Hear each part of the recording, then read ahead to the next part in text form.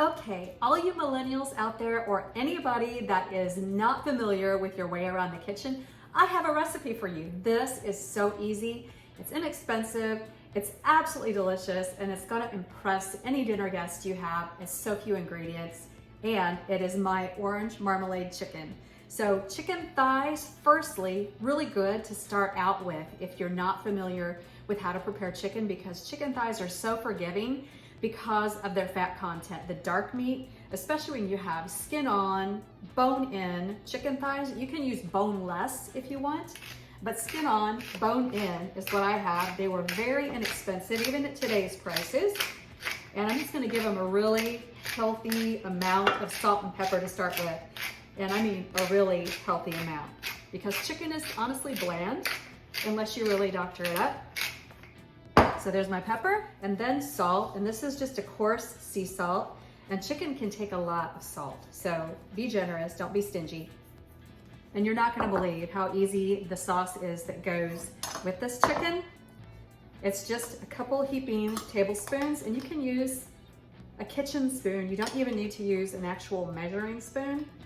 A couple of heaping tablespoons of grainy mustard. You can use the yellow stuff squirted out of a plastic container if you want, but I really like grainy mustard. I just feel like it gives an extra oomph of flavor. Use what you have. And then orange marmalade. And this is the cheap stuff. This is not expensive orange marmalade. This is straight from the jam and jelly aisle of your local grocery store. And you're gonna need a good, I would say over a half cup of this, because I have 8 chicken thighs. And you can make this in smaller portions, but I'm just making 8 because I'm gonna feed a larger crowd tonight. And then a heaping tablespoon of Worcestershire sauce. I can't even say it. But this is what it is.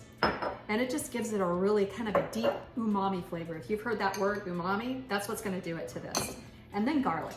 Now I have 2 huge cloves of garlic. One of these broke in half and it's still this big. You can chop it up, but it also works really well if you have a grater, zester, or actually the technical word for this is a rasp. But if you don't have this, just chop it up. It doesn't really matter your chopping skills, but I'm just gonna grate it right into this mixture. All of that garlic is gonna give this a really excellent, excellent flavor. And then just mix. That's your sauce. And when it bakes with the chicken, and man, those juices that come off of this, I'm telling you, it is so good. You're like a master in the kitchen and you didn't have to do anything.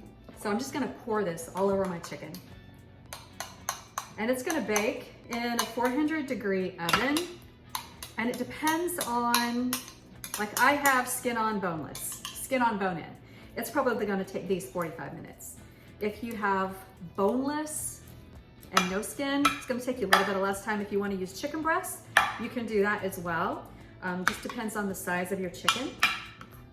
But this, it's great because if you let it go too long, it really doesn't matter because the chicken is just gonna fall off the bone. It's gonna be perfect. And so, like I said, chicken thighs for a beginning cook, Mr. and Mrs. Millennial, you can do this. This is gonna be really good. We'll give this some oven time and then we'll eat.